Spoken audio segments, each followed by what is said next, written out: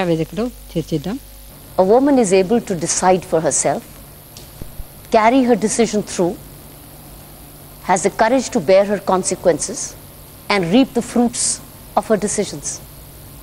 That means she's empowered through education, through personality development, through vocational training skills, where she's able to look after herself. She becomes to be in a position of a giver rather than only a receiver. A giving woman is an empowered woman. In my opinion, I think empowered women is just a state of mind. I think every woman should ignore that statement and believe in what she is, and she will be able to do what she wants to. ఈరోజు ఈ కార్యక్రమానికి ఆహుతులుగా కొందరు స్త్రీలు ఇచ్చేశారు. అంతేకాకుండా ఈ కార్యక్రమానికి చర్చా వేదికలో విషయ నిపుణులుగా ఇద్దరు విషయ నిపుణులని మనం ఆహ్వానించాం.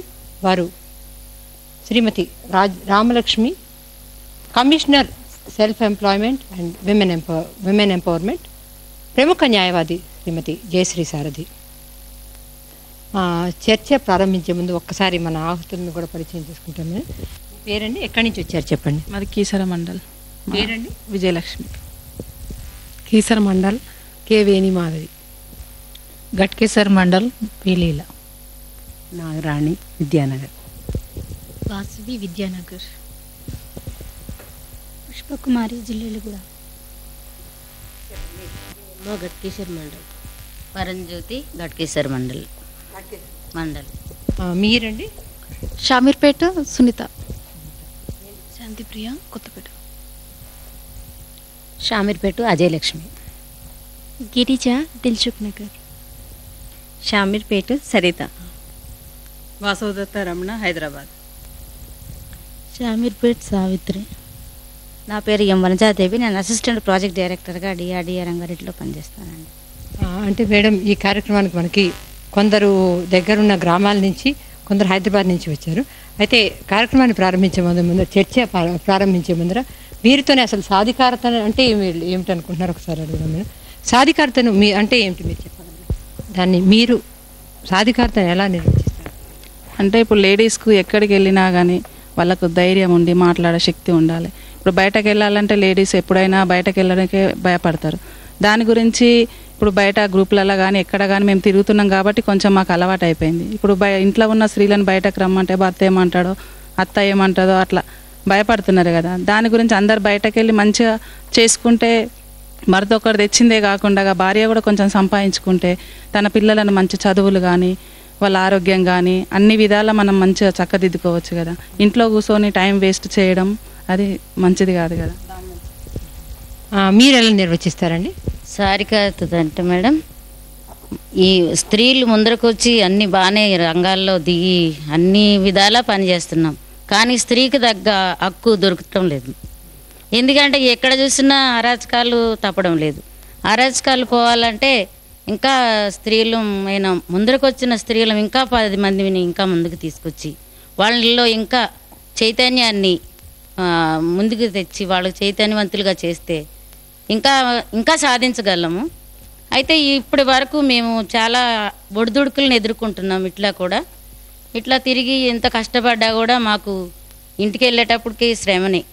ఆడవాళ్ళు ప్రతి రంగంలో ముందుకు వచ్చి ఇంటికి వెళ్ళి ఇంటి పని, వంట పని అన్నీ చేసి పిల్లల్ని చక్కబెట్టుకుని మళ్ళీ బయట వెళ్ళి బయట గ్రూపుల్లో కానీ ఎక్కడ కానీ సక్రమించుకుని మళ్ళీ మేము మీటింగ్కి వెళ్ళినప్పుడు కూడా అక్కడ అవకతవకలను ఎదుర్కొని వస్తున్నాం. కానీ ఇంకా స్త్రీలకి ఇంకా తగిన హక్కు మాత్రం లభిస్తలేదండి. ఎందుకంటే వాళ్ళకి ఇప్పటికైనా అరాచకాలే ఉన్నాయి. దీనిని మరి మాకు అధికారులు వచ్చారు కాబట్టి మాకు ఇంకా మేమేం చేయాలి, మాకు ఇంకా అంత అవగాహన తక్కువ ఉందేమో, అందుకే మేము వాళ్ళని ఇంకా చైతన్యవంతులు చేయలేకపోతున్నాం. మేము వచ్చినంత ముందుకి వచ్చి వాళ్ళు రాలేకపోతున్నారు. ఎందుకంటే దాంట్లో ఇంకా భయం అనేది ఉంది, ఇంకా ధైర్యము సాహసము వాళ్ళలో లేదు. మాలో వచ్చింది కానీ మేము వాళ్ళకి కొంత మట్టుకే చెప్పగలుగుతున్నాము. చెప్పినా వాళ్ళు మళ్ళీ వెనకని చేసుకుంటున్నారు.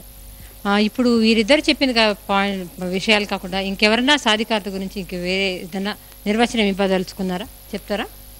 మీరెవరన్నా చెప్తారా అండి? మనము చెప్తారా? కొద్దిగా క్లుప్తంగా చెప్తారా? మనము స్త్రీలము ఒకప్పుడు మనం బయటికి రాకున్నా కానీ ఇప్పుడు ఈ డ్వాక్రా గ్రూపులు చేసుకున్నప్పుడు మనకి ఎంతో ధైర్యం వచ్చింది, మనం బయటికి రాగలుగుతున్నాం. ఒకప్పుడు మన పురుషులు మన ఇంటి నుండి కూడా బయటికి పంపడానికి ఎన్నో అనుమానించేవారు. ఈ కాలంలో ఇప్పుడు మనం ఈ గ్రూపుల వల్ల మనం బయటికి రావడానికి, మనం అధికారులతో మాట్లాడడానికి, మనం మంచి చెడు తెలుసుకోవడానికి, మన పిల్లల భవిష్యత్తు గురించి కూడా, ఆరోగ్యం గురించి, తర్వాత వాళ్ళకు పోషకాహారం గురించి కూడా మనం ఎంతో నేర్చుకుంటున్నాం. సాధికారత అంటే మెరుగైన జీవన విధానం అంటున్నారు మీరు. మీరు ఒక మీ పేరుంది నాగరాణి. మీరు అంటే ఇప్పటి వరకు వీరు కొంత మన గ్రామాల నుంచి వచ్చి సాధికారత ఒక విధంగా నిర్వచించారు. మీరు ఎలా నిర్వచిస్తారు సాధికారత? మీరు హైదరాబాద్ నుంచి. సాధికారత అంటే సామాన్యంగా మన స్త్రీలందరికీ సమానమైన, అంటే మగవాళ్ళతో సమానమైన హక్కు ఆల్రెడీ ఉందనుకోండి. అయినా కూడా కొంచెం కొన్ని విషయాల్లో వెనకబడే ఉన్నాం మనం కూడా. అది కూడా కాకుండా అది కూడా అధిగమించి మనం ముందుకు వస్తే చాలా బాగుంటుందని నేను అనుకుంటానండి. మీరేమన్నా యాడ్ చేయగలుగుతారండి? Self confidence. సెల్ఫ్ కాన్ఫిడెన్స్ సాధికారత అంటారు. Self confidence, everybody should have self confidence. ఇటువైపు ఏమైనా చెప్తారండి? సాధికారత చెప్పండి. స్త్రీలు అన్ని రంగాలలో, ముఖ్యంగా ఆర్థికంగానే స్త్రీ బలపడితే సాధికారత వచ్చిందని చాలా వరకు అనుకుంటారు, కానీ కాదు. ఆర్థిక బలంతో పాటుగా సామాజికంగా, రాజకీయంగా అన్ని రకాలుగా అన్ని రంగాలలో తనకు తాను స్వయం నిర్ణయాలు తీసుకొని దాన్ని సాధించుకొని ఈ అభివృద్ధిలో ఆమె కూడా భాగస్వామ్యం అయినప్పుడు, తర్వాత నిర్ణయాలు తీసుకోవడంలో ఆమె నిర్ణయానికి కూడా విలువ వచ్చినప్పుడు, ఆ నిర్ణయాలు అమలవుతున్నప్పుడు మాత్రమే పూర్తి మహిళ సాధికారత సాధించినట్టు అవుతుంది. ఆ దిశగా పయనిస్తూనే అన్ని రంగాలు అంటే టోటల్గా అభివృద్ధి చెందుతూనే మహిళలు సాధికారత సాధించినట్టు నా ఉద్దేశం. సాధికారత అంటే ఇంతవరకు చెప్పిన నిర్వచనాలు కాకుండా మీరు ఏదైనా నిర్వచనం ఉంటే చెప్తారా? గత 40-50 సంవత్సరాల క్రింద ఉన్న మహిళలు ఒకటే ఉమ్మడి కుటుంబంలో ఉండి ఒకే సంపాదన మీద ఆధారపడి ఇంట్లో నుండి అవతలకు వెళ్లకుండా మగ్గినట్టుగా ఉండేవాళ్ళు. అలా కాకుండా ఇప్పుడు డ్వాక్రా సంఘాలు కానీ మహిళా సంఘాలు ఎన్నో రకాలుగా సంఘాలుగా ఏర్పడి మహిళలు తమ కాళ్ళపై అప్పుడంటే అత్త మామ సంపాదన మీద ఆధారపడి ఉండేవాళ్ళు. అట్లా కాకుండా ఇప్పుడు తమ కాళ్ళ మీద ఒక ఉమ్మడి కుటుంబాలు కాకుండా వేరువేరు కాపురాలుగా ఏర్పడినప్పుడు వారికి ఆర్థికంగా చాలా ఆర్థికంగా కానీ కుటుంబ పరంగా ఎన్నో సమస్యలలో ఇరుక్కొని వారి కుటుంబాలను వాళ్ళు ఇచ్చేయకుండా చాలా బాధల్లో ఉన్నప్పుడు, అట్లా కాకుండా భర్త సంపాదన మీద ఆధారపడకుండా భార్య కూడా సంపాదిస్తే కుటుంబం చాలా ఫ్రీగా ఉంటుందని ఉద్దేశంతో, చాలా బాగా జరుపుకుంటుందని ఉద్దేశంతో మహిళలు కూడా ముందుకు వస్తున్నారు. వచ్చినప్పుడు ఇంట్లో కానీ గ్రామంలో కానీ సమాజంలో కానీ మహిళలకు సమాజపరంగా కానీ ఎటువంటి కష్టాలు కలగనీయకుండా వాళ్ళకు సాధికారకంగా అంటే మంచి అన్ని విధాల వాళ్ళకు చేయూతనిచ్చి ఒక మహిళను ముందుకు నడిపించే విధంగా సమాజము సహాయం చేయాలండి. రామలక్ష్మి గారు, అంటే సాధికారత గురించి కొంతమంది గ్రామాల నుంచి వచ్చిన స్త్రీలు, మన హైదరాబాద్ నుంచి 2 స్త్రీలు రకరకాల నిర్వచనాలు ఇచ్చారు. వాటిలో కొన్ని అంశాలు ఏమిటంటే ముఖ్యంగా ఆర్థిక స్వావలంబన, ఇట్లాంటి కొన్ని అంశాలు చర్చించారు. హక్కులు అని కూడా ప్రస్తావిస్తున్నారు. అసలు సాధికారత ఏమిటి నిర్వచనం అండి? అంటే విమెన్ ఎంపవర్మెంట్ వింగ్కి మీరు చైర్మన్గా, how do you define empowerment? మాట్లాడిన వాళ్ళ మాటలన్నీ కూడా ఒక చోట పెడితే దాన్ని సమ్మరీ కనుక రాస్తే సాధికారతకి మంచి డెఫినేషన్ వస్తుంది. మనకి ఇక్కడ క్లియర్గా ఏంటంటే గ్రామీణ ప్రాంతాల్లో ఉండే మహిళలు వాళ్ళ ఆలోచన విధానం ఎలా ఉంది, అలాగే పట్టణాల్లో ఉండే మహిళలు వాళ్ళ ఆలోచన విధానం ఎలా ఉంటుంది అనే దాని మీద కంప్లీట్గా క్లారిటీ మనకు కనిపిస్తుంది ఇప్పుడు వాళ్ళు మాట్లాడిన విధానంలో. సాధికారత అనేది అటు సామాజికంగాను, ఇటు ఆర్థికంగాను, ఇటు రాజకీయంగాను, ఈ 3 రకాల సాధికారత అనేది మహిళలకు ఈరోజు చాలా అవసరం. అంటే 3 కోణాలు ఉన్నాయి 3 కోణాలు. మరి అసలు సాధికారత కావాలి, ఇండిపెండెంట్గా ఆలోచన, అందరూ కూడా చాలా మంది ఇక్కడ చెప్పిన వాళ్ళు ఒక విషయం కామన్గా చెప్పారు. ఒకటి ఏంటంటే ఆవిడ సొంతంగా ఆలోచించగలగాలి, సొంతంగా నిర్ణయాలు తీసుకోగలగాలి, సొంతంగా అన్నీ చేయగలగాలి, ఇంటి నుంచి బయటకు వెళ్ళాలి అని చెప్పేసి చాలామంది మొబిలిటీ మీద మాట్లాడారు. ఏదైనా అనుకుంటే ఈరోజు బయటికి వెళ్ళగలం, అనుకుంటే వెళ్ళి సాధించగలం. అంటే స్వయం నిర్ణయాధికారం గురించి. నిర్ణయాధికారం ఎప్పుడు వస్తుంది? మనకి ఆర్థిక స్వాతంత్రం ఉన్నప్పుడు వస్తుంది. ఆర్థిక స్వాతంత్రం ఉన్నప్పుడు, ఆర్థిక స్వాతంత్రం అనేది సాధికారతకు పునాది. కేవలం ఆర్థిక స్వాతంత్రం ఉన్న మూలాన్ని ఈ ఆలోచన విధానం మారాలి. ఆర్థిక స్వాతంత్రం ఉన్నంత మాత్రాన్ని మళ్ళీ ఎంపవర్మెంట్ రాదు అని ఒకటి. ముఖ్యంగా మనకి ఇది గ్రామ ప్రాంతాల్లో ఉండే మహిళలు గనక తీసుకున్నట్లయితే వాళ్ళు ఈ సాధికారతని ఏమనుకుంటారంటే అంతా బాగుండాలి, కుటుంబం బాగుండాలి, పిల్లలు బాగుండాలి, ఫ్యామిలీ బాగుండాలి, భర్త బాగుండాలి అని ఒక ఐడియల్ ఫ్యామిలీ సిచ్యువేషన్ వాళ్ళు, అంటే మెరుగైన జీవన విధానం అది వాళ్ళ ఇమ్మీడియట్ ఎన్విరాన్మెంట్లో వాళ్ళకంతా బాగుంటే, ఇల్లు ఉంటే, పొలం ఉంటే, పొలంలో మంచి పంటలు పండితే. చాలామంది అన్నారు ఈరోజు అధికారుల గురించి కూడా మాట్లాడారు. అంటే గవర్నమెంట్ వాళ్ళ రీచ్లో కనుక ఉన్నట్లయితే ఇవన్నీ కూడా well being of the family, well being of children, well being of husband, well being of her self, టోటల్గా ఇది కనుక్కున్నప్పుడు అది సాధికారత అని చెప్పేసి వాళ్ళు అనుకుంటారు. అంటే గ్రామాల్లో ఉండే మహిళల ఆలోచన విధానం అలా ఉంటుంది. అలాగే మనం పట్టణ ప్రాంతాల్లోకి వచ్చినట్లయితే ఈరోజు వాళ్ళకి తెలుసు పట్టణ ప్రాంతాల్లో ఉండే మహిళలకి ఇటు పురుషులకి స్త్రీలకి సమానమైన అవకాశాలు లేవు. సమానమైన అవకాశాలు కల్పించాలి, సమానత్వం ఉండాలని చెప్పేసి చాలా క్లియర్గా equality and equal rights, equal opportunities గురించి పట్టణ ప్రాంతాల్లో ఉండే మహిళలు చెప్పారు. మరి సాధికారత అంటే ఈరోజు ముఖ్యంగా ఒక దీన్ని సమ్మరీగా మనం చెప్పాలంటే పూర్తిగా స్వతంత్రంగా ఆలోచించే ఒక అధికారం, ఆలోచించే శక్తి, ఆలోచనని అమలుపరిచే శక్తి అని చెప్పేసి నేను అనుకుంటాను. ఇప్పటివరకు రామలక్ష్మి గారి సాధికారత అంటే వాళ్ళ నిర్వచనాలన్నిటి క్రోడీకరించి స్వయం నిర్ణయంగా వాళ్ళకు ఒక అధికారం తీసుకునే హక్కు ఉండాలంటున్నారు. సాధికారత అంటే మీరు ఎలా నిర్వచిస్తారు? ఇది సాధించడంలో స్త్రీలకు ఎటువంటి హక్కులు ఉన్నాయి ప్రస్తుతం? స్త్రీల సాధికారత అనేది ఎన్నో కోణాల్లో పరిశీలించాల్సి ఉంటుంది.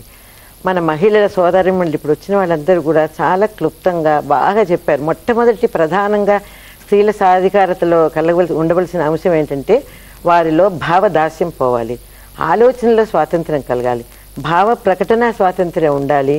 వాళ్ళు మన పురుషులతో పాటు సమానమైన వాళ్ళని ఏ విధంగానూ తీసిపోము అనేటటువంటి ఒక ఇన్ఫీరియారిటీ కాంప్లెక్స్ ఉంటే అది తొలగిపోవాలి. స్వయం నిర్ణయాధికారం ఉండాలి. ఇది మొట్టమొదట ఆలోచనాపరంగా బుద్ధిపరంగా స్త్రీలలో కలిగే సాధికారత. తర్వాత వాళ్ళు సంఘంలో ప్రవేశిస్తారు. సంపూర్ణమైన వ్యక్తిత్వంతో వాళ్ళ సంఘంలో వాళ్ళు ప్రవేశించినప్పుడు అందులో ఉన్నటువంటి సవాళ్ళని ఎదుర్కొనేటప్పుడు అప్పుడు కుటుంబ సభ్యుల యొక్క సహకారం, ఆ విధంగా సంఘ సభ్యులు ఉద్యోగ రంగంలో ఉన్నట్లయితే సంఘ సభ్యులు వాళ్ళతో కావాల్సినటువంటి సహకారం ఇవన్నీ లభించాలి. ఇవన్నీ లభించాలంటే సోషల్ రిఫర్మేషన్ ఉండాలి. అఫ్కోర్స్ తోటి పురుషుల యొక్క సహకారం, తోటి స్త్రీల యొక్క సహకారం అవన్నీ ఉండాలి. ఇవన్నీ ఎప్పుడైతే లభించాయో అప్పుడు చట్టపరమైనటువంటి హక్కులు అవసరం ఉంటుందన్నమాట. అప్పుడు ఎప్పుడైతే వాళ్ళ యొక్క చట్ట హక్కులకి భంగం కలిగింది అన్నట్లయితే అప్పుడు వాళ్ళు తప్పకుండా వాటికి మనం ఒక సమస్యని పరిష్కరించుకుందామని చెప్పేసి న్యాయస్థానాల దగ్గరికి వెళ్ళి ఎప్పుడు పరిష్కారం పొందాలని న్యాయవాదిగా నేను ఎప్పుడు చెప్పను. కానీ వాళ్ళకి సంప్రదింపుల ద్వారా, అవగాహన ద్వారా వాళ్ళు తమ సమస్యల్ని పరిష్కరించుకోవచ్చు. ఇప్పుడు మరి చట్టాల గురించి చెప్పాలంటే చాలా టైం పడుతుంది. ముఖ్యంగా మనకు తెలిసిన బాల్య వివాహ చట్టం, నిషేధ చట్టం అని అన్నాము. అది శారదా చట్టం అని ఎప్పుడో పెట్టారు. అందులో 18 సంవత్సరాల అమ్మాయికి 21 సంవత్సరాల అబ్బాయికే పెళ్లి చేయాలన్నారు. కానీ ఈ మధ్య మన యొక్క ఆంధ్రప్రదేశ్లోనే కూడా ఎన్నో బాల్య వివాహాలు జరిగిపోతున్నాయి. అది ఎవరు వినిపించుకోవటం లేదు. ఇంకా ప్రభుత్వం కూడా దాని విషయంలో ఎక్కువగా ఆసక్తిని కనపరచటం లేదు. ఆ విధంగా వరకట్న నిషేధ చట్టం అనేది 1961లో వచ్చి తర్వాత ఎన్నో మార్పులు వస్తున్నాయన్నమాట. వచ్చినప్పటికీ కూడా అది వరకట్నం అనే నిర్వచనంలోనే ఎన్నో మార్పులు వచ్చాయి. అది వరకట్నం అనేది ఒక స్త్రీకి స్త్రీధనం, అది వరకట్నం అనేది పురుషునికి చెందదు, స్త్రీకి చెందుతుంది అని ఎన్నో విధాలుగా చెప్పినప్పటికీ కూడా వరకట్నపు చావులని కానివ్వండి, ఆత్మహత్యలు ఇటువంటివన్నీ తప్పటం లేదు. కాబట్టి దీంట్లో విషయంలో కూడా మనం ఎంతో శ్రమించాల్సి ఉంటుంది. ఇప్పుడు చట్టం అమలు జరపటంలో అంటే మనకి ఏంటి డీజూరే ఈక్వాలిటీ బాగానే ఉంది, కానీ డీఫాక్టో ఈక్వాలిటీ రావటం లేదని పెద్ద పెద్ద విజ్ఞులు కూడా అంటుంటారు. అయితే వైవాహిక జీవితంలో స్త్రీ ఎదుర్కొనే సమస్యల్లో ముఖ్యంగా ఏంటంటే నిరాదరణ చేయబడ్డం, ఈ వరకట్నం దీని వరకట్నాల యొక్క వేధింపుల ఫలితంగా బయటకు నెట్టబడ్డం జరుగుతున్నప్పుడు కూడా కట్టుబట్టలతో ఏమి తెచ్చుకోకుండా ఆమె వచ్చేసి తనకి ఇచ్చినటువంటి కట్నాలు, కానుకలు కానీ నగలు అన్నీ వదిలేసి కట్టుగుడ్డలతో వచ్చామని చెప్తున్నప్పుడు మనం చాలా బాధపడుతూ ఉంటాం అనమాట. అంటే చట్టాల్లో మార్పులు వస్తున్నాయి, కానీ జయశ్రీ సారథి గారు అనేది ఏంటంటే అప్పటికి కొన్ని సాంఘిక దురాచారాలు అంటే బాల్య వివాహాలు అవి అంటున్నారు. వాటిల్లో ప్రభుత్వం ఇంకా గట్టిగా వాటిపైన దృష్టి సారించాలి అంటున్నారు. మీరేమంటారండి? అంటే ఈ దిశలో ప్రభుత్వం ఎదుర్కొనే అవరోధాలు ఏమిటి? ఇది కేవలం ప్రభుత్వం పన, స్త్రీలకు కూడా ఇందులో ఏమైనా బాధ్యత ఉందంటారా? ఇప్పుడు ఇది అందరికీ తెలిసిన విషయమేనండి. ప్రభుత్వం ఎన్నో చట్టాలు చేస్తుంది, వారే స్వయంగా బీయింగ్ ఏ లాయర్ ఆవిడ ఒప్పుకున్నారు. దీనికి ముఖ్యంగా నేను అనుకుంటాను, మనకి సోషల్ బేస్ ఒకటి కావాలి. అసలు ఈ చట్టాలు అమలు పరచాలి అంటే బేస్, ఒక ఫౌండేషన్ కావాలి మనకి. ఆ ఫౌండేషనే ఇప్పుడు ఫర్ ఎగ్జాంపుల్ బాల్య వివాహాలు. బాల్య వివాహాలు అంటే ఈరోజు మన సొసైటీలో ముఖ్యంగా గ్రామీణ ప్రాంతాల్లో కనుక బాలికల్ని తీసుకున్నట్లయితే వాళ్ళకి చదువుకోవడానికి అవకాశాలు లేవు. చాలా వరకు ప్రైమరీ స్కూల్స్ ఉన్న చోట సెకండరీ ఎడ్యుకేషన్కి వెళ్ళాలి అంటే ఆ ఊర్లో మరి పాఠశాల లేకపోవడం, ఉన్నత పాఠశాల వేరే ఊరికి వెళ్ళాలి. వేరే ఊరికి అమ్మాయిని పంపించాలి అంటే పల్లెటూళ్ళల్లో ఇంకా సైకిల్ మీద ఎక్కి అమ్మాయిని హైయర్ సెకండరీ స్కూల్కి పంపించాలంటే ఇంకా సోషల్ స్టిగ్మా, ఆ రకమైన అవేర్నెస్ ప్రజల్లో రాలేదు. తర్వాత ఇంకా చదువుకోని వాళ్ళ విషయాన్ని తీసుకున్నట్లయితే మనం 5వ తరగతి చదువు ఆపేసిన పిల్లలు మరి తల్లిదండ్రులు ఇద్దరు కష్టపడి పొలంలో వ్యవసాయం పనులు చేసుకున్నప్పుడు ఏ రకమైన మనకి ఈ సమాజంలో ఉండే ఈ యొక్క సోషల్ ఎలిమెంట్స్ నుంచి ఏ రకమైన భద్రత మనం వాళ్ళకి ఇవ్వగలుగుతున్నాం? ఆ భద్రత ఇచ్చే పరిస్థితిలో మనం లేం కాబట్టి అమ్మాయిని పెళ్లి చేసి వెంటనే పంపించేయాలనే యాంగ్జైటీ ఈరోజు తల్లిదండ్రుల్లో ఉంది. దానికే మేము ఏం చేస్తున్నామంటే అందరూ మీరు కలిసికట్టుగా ఉండండి, ఏదైనా వస్తే ఎదిరించండి. అటువంటి సంఘటనలు జరిగినప్పుడు మీరంతా కలిసికట్టుగా సంఘటిత శక్తిగా ఉండి ఎదురుపడండి, ఒకళ్ళకొళ్ళు సహాయం చేసుకోండి. ఫర్ ఎగ్జాంపుల్ బాల్య వివాహాలే తీసుకోండి, లేకపోతే డౌరీయే తీసుకోండి, లేకపోతే భర్త చనిపోయినప్పుడు లేకపోతే భర్త ఒకసారి వదిలేసినప్పుడు కానీ, భర్త చనిపోయినప్పుడు కానీ, ఆమె పరిస్థితి పాపం రోడ్డు మీద పిల్లలతో పడిపోయినప్పుడు మీరంతా కలిసి ఒక వారం రోజుల పాటు, నెల రోజుల పాటు ఆమెను ఆదరించండి. ఇంకొక విషయం కూడా ఉంది. ఉదాహరణకి ఒక్కోసారి స్త్రీలు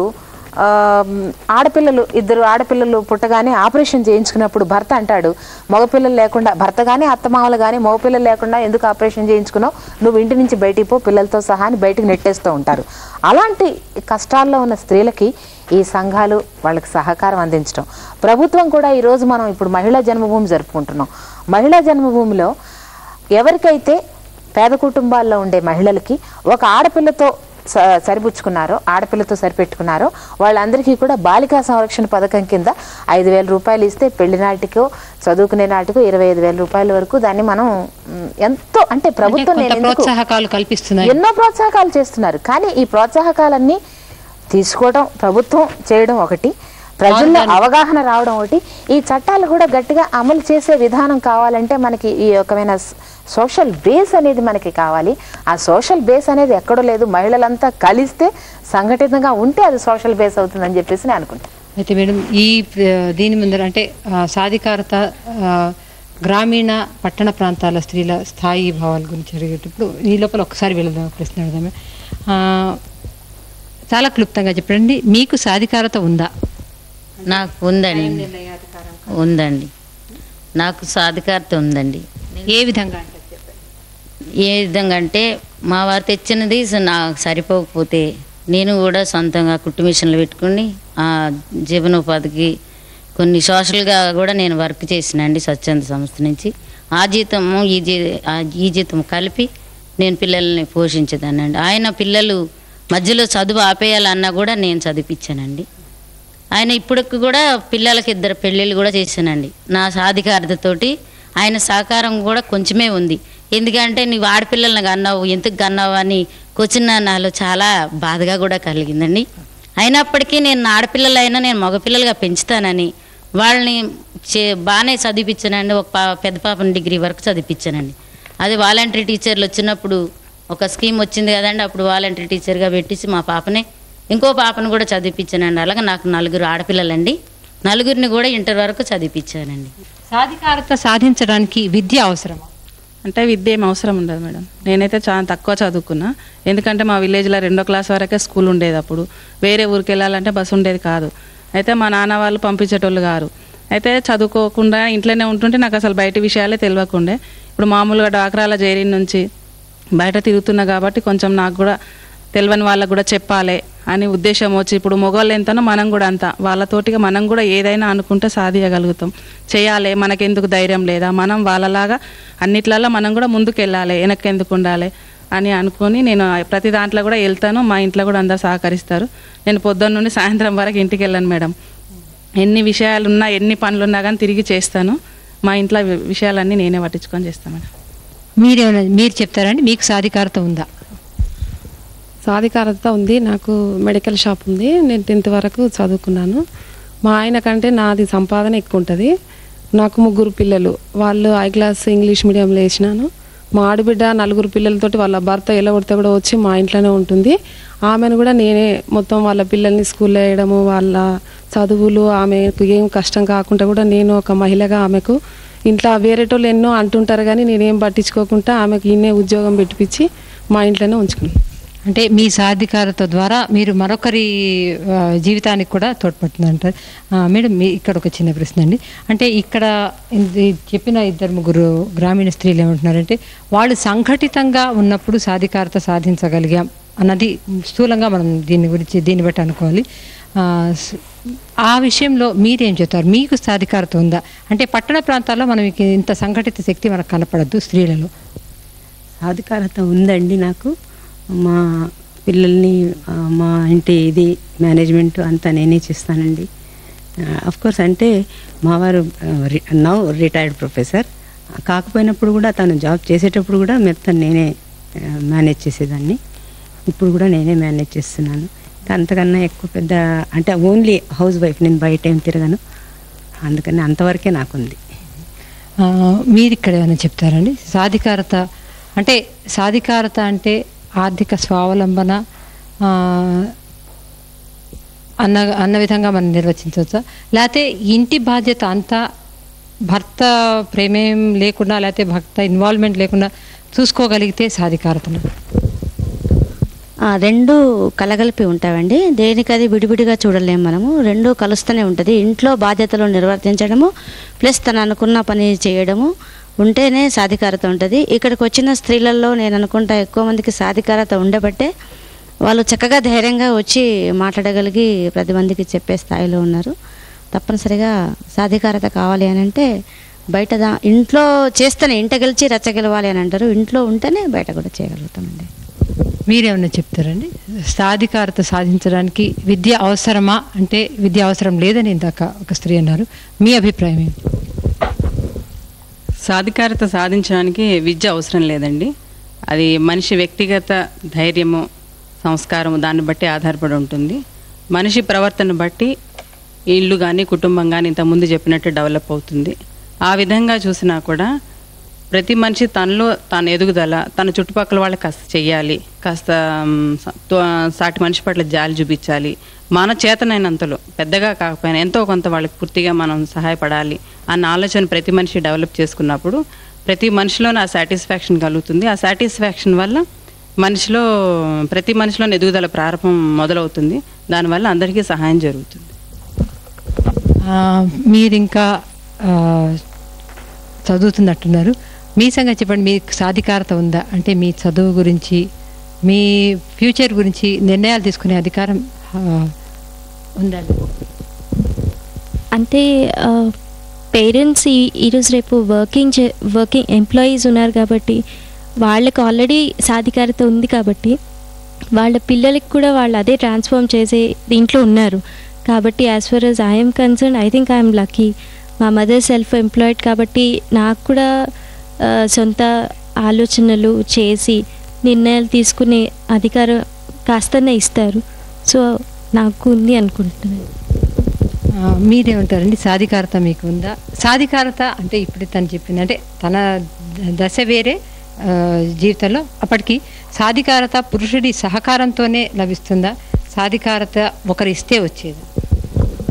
ఈరోజు సాధికారత ఉంది అనడానికి మహిళలు మాకు ఉంది కాబట్టి ఈరోజు మేము మా ఇంటికే పరిమితం కాకుండా మా గ్రామాలలో కాకుండా మండల్ లెవెల్లో కూడా మేము ఈరోజు మేమేంటంటే ఫస్ట్ ఒక డ్వాక్రా మహిళగా ముందుకు వచ్చాము. ఆ తర్వాత విలేజ్లో ఒక స్నేహ సంఘం లీడర్గా ఏర్పడ్డాము. దాని తర్వాత మండల్ లెవెల్లో కూడా మేము ఒక అధికారితగా చేస్తున్నామంటే హెల్ప్ మా భర్తలది ఉంది, ప్లస్ గ్రామ ప్రజలు మా డ్వాక్రా మెంబర్స్ మేము అందరం కలిసి సాధిస్తున్నాం. కాబట్టి ఈరోజు ఈ టీవీ కార్యక్రమానికి రాగలిగాము అంటే సాధికారత ఉండబట్టే రావడానికి మేము ఎంతో. మీరేమైనా చెప్తారు? సాధికారత అనేది ముఖ్యం మేడం, ఉండాలి, ఉంది, ఈ రోజుల్లో ఉంది. కానీ ఇంకా ముఖ్యంగా ఎడ్యుకేషన్ అవసరం కంపల్సరీగా. సాధికారత ఉండాలంటే 10 మందిలో మాట్లాడాలి, చేయాలి అంటే ధైర్యం రావాలి, అది ఉండాలి అంటే మనకు కంపల్సరీగా ఎడ్యుకేషన్ అవసరము. కానీ నా విషయంలో మాత్రం నేను కూడా చాలా కష్టపడి చదువుకున్నాను, పేరెంట్స్ లేరు. కానీ నేను నా సొంతంగా నేను నా కాళ్ళపైన నేను నిలబడాలి అన్న ఇది ధైర్యంతో నేను ఆ చదువు వల్లే నేను నేర్చుకొని ఇంతవరకు నేను ఇట్లా జాబ్ చేసుకుంటూ నా మీద నేనే డిపెండ్ అయ్యి నేను సెల్ఫ్గా నేను ఉంటున్నాను ఇంతవరకు కూడా. నేను కానీ కంపల్సరీగా ఎడ్యుకేషన్ అవసరం అని నా దృష్టిలో అనుకుంటున్నాను. మేడం రామలక్ష్మి, అంటే వీరు కొందరు ఎడ్యుకేషన్ అవసరం అంటున్నారు. అసలు సాధికారత సాధించడంలో విద్య పాత్ర ఏమిటి? తర్వాత సాధికారత అనే ఒక స్థాయి సాధించడంలో గ్రామీణ పట్టణ భేదాలు ఏమైనా ఉంటాయా స్త్రీలలో? లేకపోతే రిచ్ క్లాస్ మిడిల్ క్లాస్ అన్నట్టు పట్టణాల్లో కూడా అటువంటి భేదాలు ఏమైనా ఉంటాయా? ఇప్పుడు చాలా క్లియర్గా వస్తున్నాయండి అభిప్రాయాలు చూస్తుంటే. అసలు అంటే గ్రామీణ ప్రాంతాల్లో ఉండే అభిప్రాయాలు, పట్టణ ప్రాంతాల్లో ఉండే అభిప్రాయాలు చాలా మనం కన్వీనియంట్గా దీన్ని సెగ్రిగేట్ చేసుకోవచ్చు. అభిప్రాయాలు అంత బాగా వస్తున్నాయి.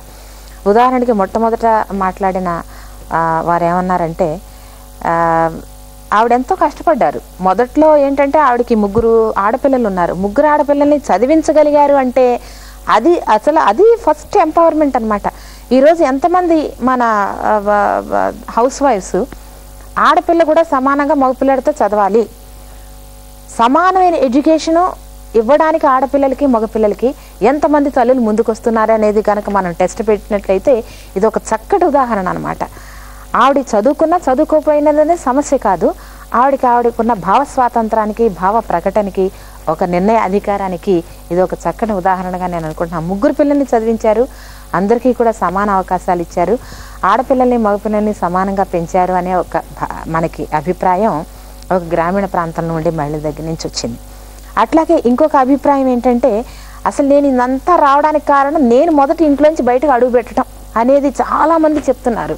ఆ ఇంట్లోంచి బయట అడుగు పెట్టలేదనుకోండి, అలా వంటింటి కుందేళ్లలా ఉండి ఎంత టీవీ చూసినా ఎంత పేపర్ చదివినా ఆ ఎక్స్పోజర్ అనేది లేకపోయేటప్పటికీ ఆ భావ స్వాతంత్రం అనేది రాదు అని చెప్పేసి మనకి స్పష్టంగా తెలుస్తుంది. తర్వాత వారు చెప్పారు అర్బన్ ఏరియాస్ నుంచి మా తల్లిదండ్రులు, మా పేరెంట్స్ ఉద్యోగం చేస్తున్నారు, లేకపోతే వాళ్ళకి సెల్ఫ్ ఎంప్లాయ్మెంట్ ఉంది, వాళ్ళు చదువుకున్నారు, వాళ్ళకి అవేర్నెస్ ఉంది కాబట్టి నాకు ఎటువంటి ప్రాబ్లము లేదు అని చెప్పి అంటున్నారు. అది కూడా ఒక ఇది. ఈరోజు మనం సిచ్యువేషన్ తీసుకున్నట్లయితే మనకి మహిళల్లో 44%, 44 నుంచి 50% వరకే కొంతవరకు విద్య చదువుకున్న మహిళలు ఉన్నారు. చదువుకోని మహిళలు చాలామంది ఉన్నారు. అయినా కూడా మరి ఈరోజు ఆంధ్ర రాష్ట్రంలో ముఖ్యంగా అంటే మన భారతదేశంతో పోల్చుకున్నట్లయితే ఆంధ్ర రాష్ట్రం కానీ దక్షిణ భారతదేశంలో ఉండే మహిళల్లో ఈ అవేర్నెస్ అనేది ఎక్కువగా ఉంది. వారు చెప్పినట్టు ఎడ్యుకేషన్ అనేది ఈ ఎంపవర్మెంట్కి ఇదొక education is a kind of a value addition for empowerment. Education ఉంటే ఎంపవర్మెంట్ అనే దాని మీద ఒక స్పష్టమైన అవగాహన వస్తుంది. కానీ ఎడ్యుకేషన్ లేకుండా కూడా ఒక భావ స్వాతంత్రం అనేది కలిగినప్పుడు పూర్తిగా ఆ మహిళకి ఆ రకమైన హక్కులు, సమాన హక్కులు, నేను కూడా మగవాళ్లతో సమానం, నాకు ఎటువంటి న్యూనతాభావం, ఇన్ఫీరియారిటీ కాంప్లెక్స్ నుంచి ఆవిడ బయటకి రాగలుగుతుంది. ఈ 2 రకాల సిచ్యువేషన్స్ పాసిబుల్. కాకపోతే ఏమిటంటే అర్బన్ ఏరియాలో మనకి the base for empowerment is education, whereas in rural areas the base for empowerment is need not necessarily with education. It's basically వాళ్ళంతా కలిసి రావాలి, కలిసి కూర్చోవాలి, ఒకళ్ళ దగ్గర నుంచి ఒకళ్ళు నేర్చుకోవాలి, అందరూ కలిసికట్టుగా ప్రయాణం చేయాలి. That is the base for empowerment. స్త్రీ విద్య, స్త్రీలకున్న హక్కులు, స్త్రీలకు సాధికారత సాధించడానికి అధిగమించాల్సిన అవరోధాలు, సాధికారతకు ఉన్న కోణాలు, ఇలా రకరకాల అంశాలు మనం చర్చిస్తున్నాం. ఈ కార్యక్రమం ముగింపు వచ్చే స్పందన కార్యక్రమంలో